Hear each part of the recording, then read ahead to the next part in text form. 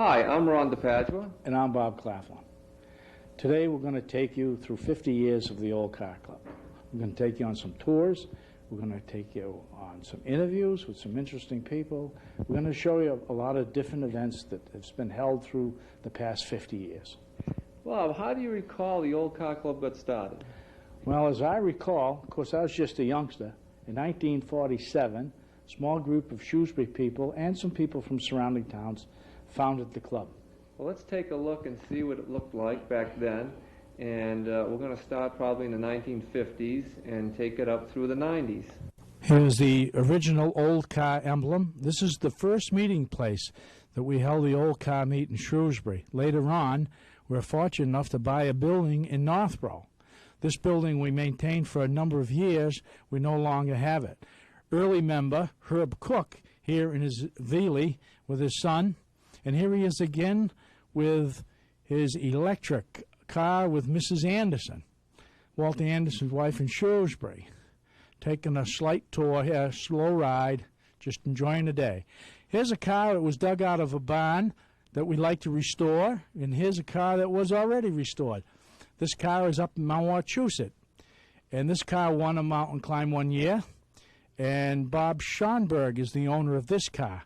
This is Bill Sylvester and his wife. They're a Shrewsbury couple, lived in Quinsigamon Ave. And later on, here he is in another car with his wife, on tour, one of the first meets that we had up to Mount Wachusett.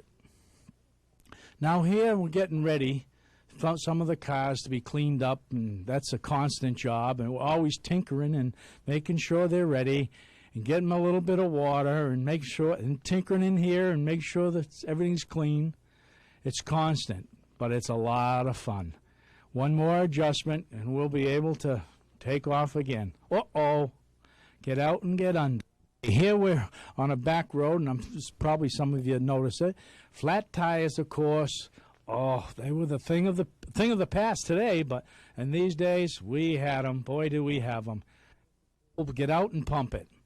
Here we have Don Featherstone from Berlin and Charlie Mead from Westboro, early members, showing off their cars. This is some of the earliest film. And here we have Don Sprague and Ken Claflin showing off their cars back. This is about 1951. Here we have a Rio, one of the oldest cars in the club. This car is still in the club, and this is the son of the original owner. And this car also has won the mountain climb, I believe, about 3 years ago. It also won it back in the 50s. Annual banquets are always a big function with us. Here's one that was held at the Sverigilli in 1951, and the Sverigilli is no longer around with us. Meetings were held again still in garages, always tinkering with engines, and here we are, someone explaining the engine. There's a horn there. The wolf whistles were very popular in the 30s. Tinkering. Here's a distributor. He's removing the cap because many times you have to get into the rotor and adjust the spark. Al Garganigo owned the Princeton Auto Museum. Notice 25 cents to enter.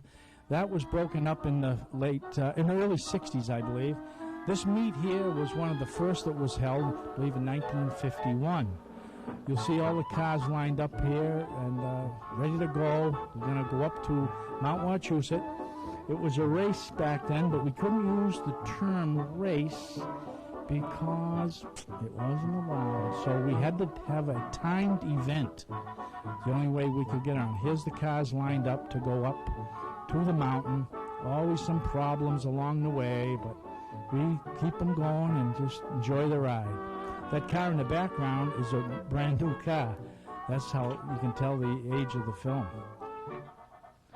Uh-oh, we have a breakdown. Let's give it a crank, get it going, fellas. We don't want these cars to overheat in the background. One more pull. Oh, we got it going. Let's climb in and get going. We're off. This was pretty tough on some of these cars. Climbing the mountain was not an easy event for a lot of them. We have cars here. That's a 12-cylinder. We have a 4-cylinder. all the way down to a one-cylinder. So by the time we got to the top of the mountain, they'd be pretty bunched up.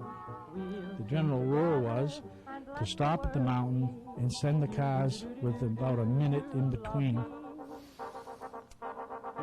Here's a nice looking Roadster. Look at this. Imagine a one-cylinder coming up around there in the Model T. Boy, it was a pretty happy time when you came up around this bend. This is the worst turn up on Mount Wachusett. The road's been changed a little bit, but this portion of the road still exists. Look at that, a Harvester. These are it's hard to believe that these cars could climb that mountain. Up on top of the old building that used to be at the mountain, the photographers, of course, are getting their shots. Here's an overview of the cars. People really enjoy. This was a big event back in those days, and people all turned out to see these cars. It's quite a thrill. Quite a thrill. This car here, this is one of the early cars. And the big thing, a lot of the events, people dressed in costume and tried to give everybody a little feel of the flavor of the early part of the automobile industry. This is the building in the background that used to be at the top of Mount Wachusett. Burnt down around the 60s. Everybody's sure having a good time. The cars there are really something. I don't know what happened to all these cars, but they're still around. Some of the cars in the background, if you notice in years, they're modern cars and were just there for the day, drove up to see the show. After the show and everybody looking down at the cars all day, it's time to leave the mountain. You're going to head back down to the Princeton Auto Museum. Coming down could be almost as treacherous as going up. Brakes on these cars, some cars didn't have them. All they had was a brake on the transmission, or they may have had rear-wheel brakes, but a lot of them didn't. Look at this little Surrey. Well, he's moving along. They're coming in one after another, and back in and line up for the show. Here's the main trophy. This trophy is still given today. First car, oldest car. How to start the car. Okay, we have certain controls here. This is an accelerator, as well as your foot pedal accelerator. This control right here, as you can see, this is your timing advance. Okay, and when we start, we always keep it retarded. We give it a little bit of gas down and hold it. We have clutch on the floor. This is your floating gas gauge right here. Okay, and it shows more or less from 0 to full. There's different levels, quarter, half, 3/4. This is your ammeter, which gives you some indication of your charging of your battery.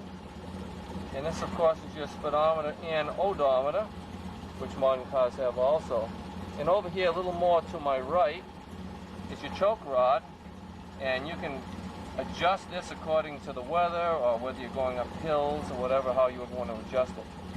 And over here to my left, as you can see, this is your advance. You can hear the speed picking up on that. Okay.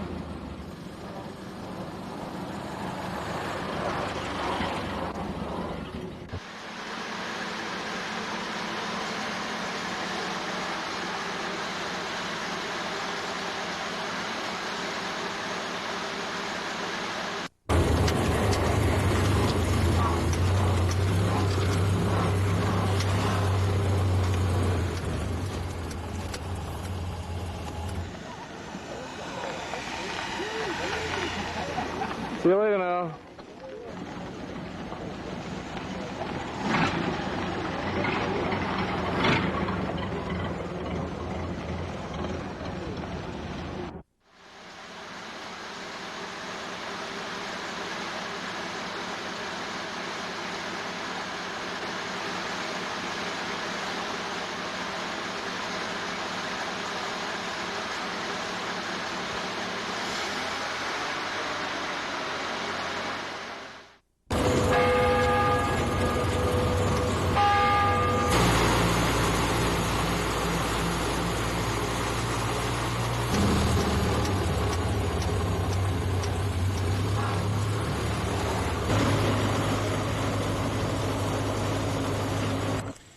This is the Woolard Clock Museum in North Grafton, home of Simon and Aaron Woolard, 18th century clockmakers. We try to stop at all these interesting places while we're on tour and spend a few hours.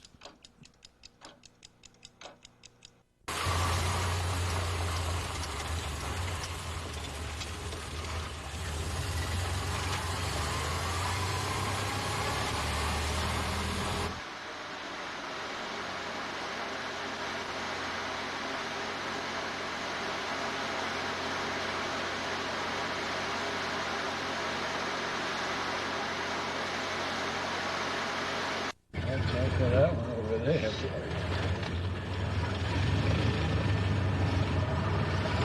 Nice view.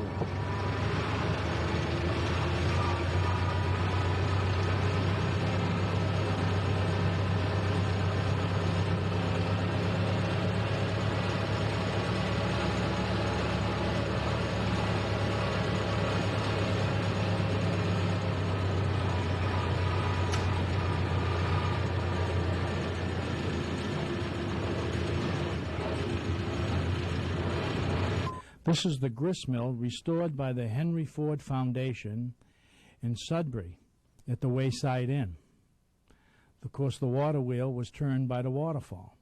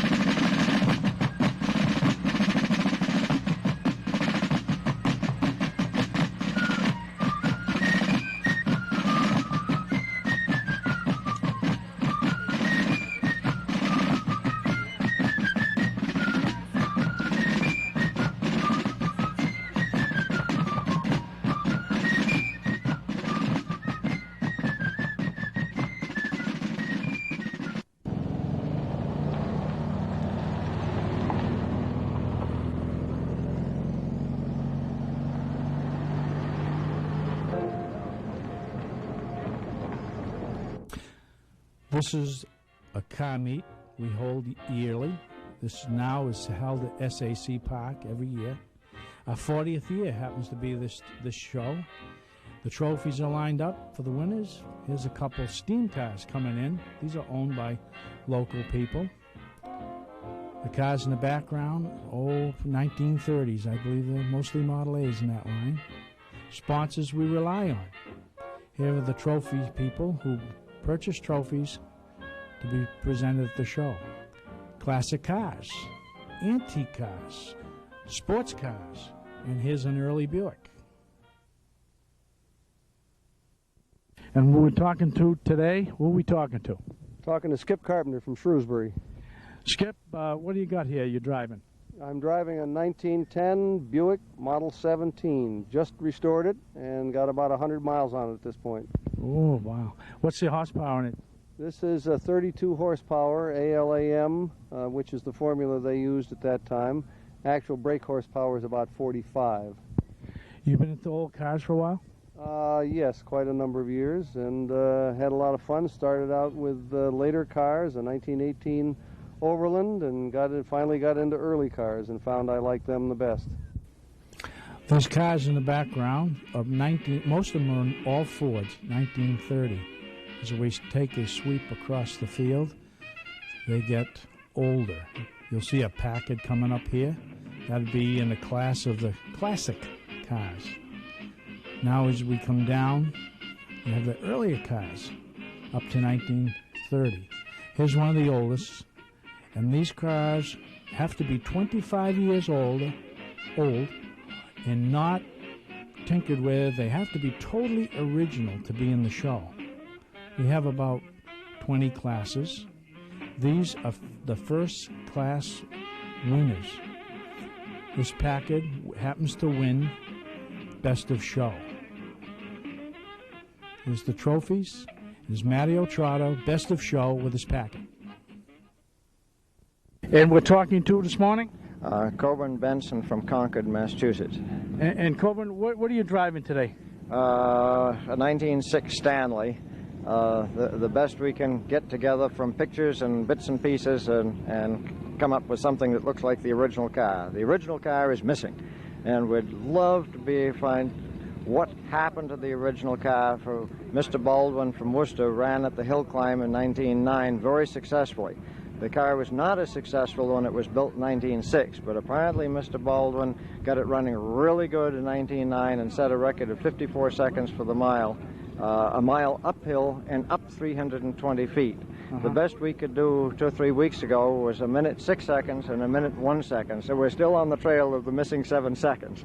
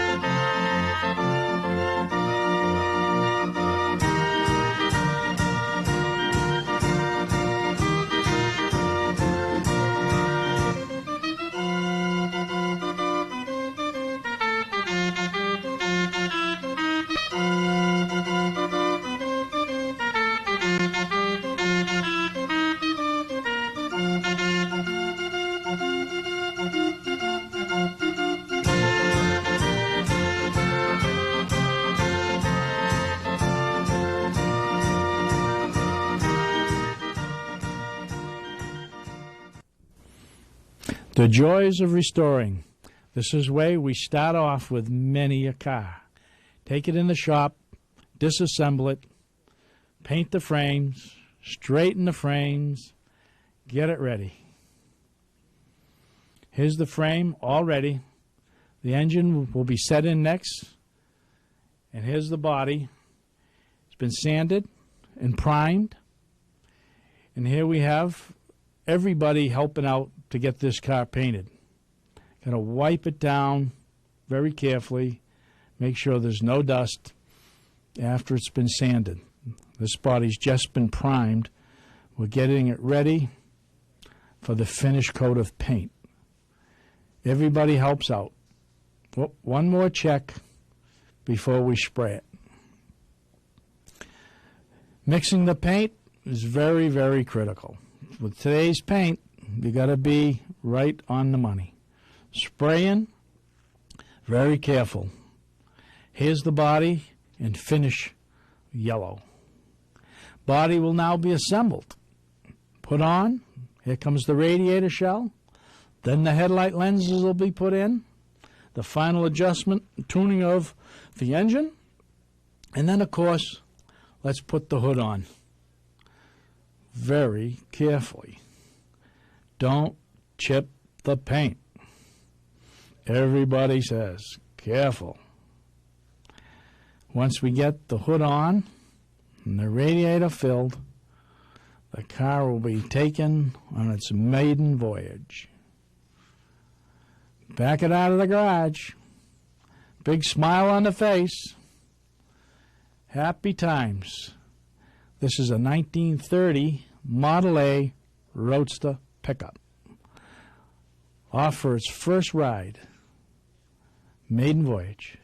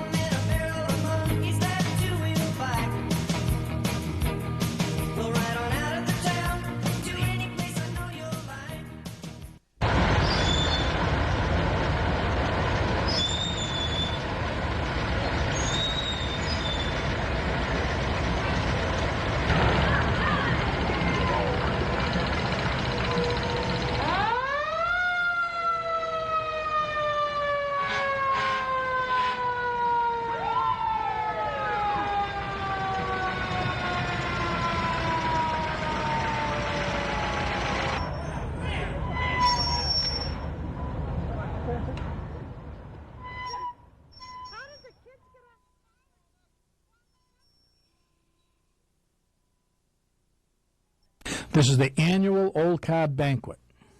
But there's one guy that's got a car, and he has been out with this thing, I don't know how many times, I don't know how many, he's been towed every time he's left his house.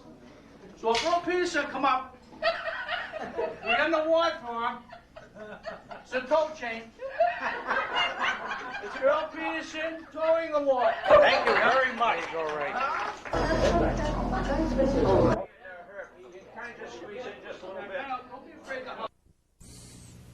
Here we are, out in the woods, going to look for a part for a car. This part we couldn't find anywhere. A hunter told us about the car that was up in the woods, and this is a about 1923 Studebaker. Walter Anderson is restoring one, but we cannot find two parts for this car, and here it is. We can't believe what we've found. Take it off and don't break it. Oh, joy, we got both pieces. We're so thankful. Look at the smile on his face. Home we go.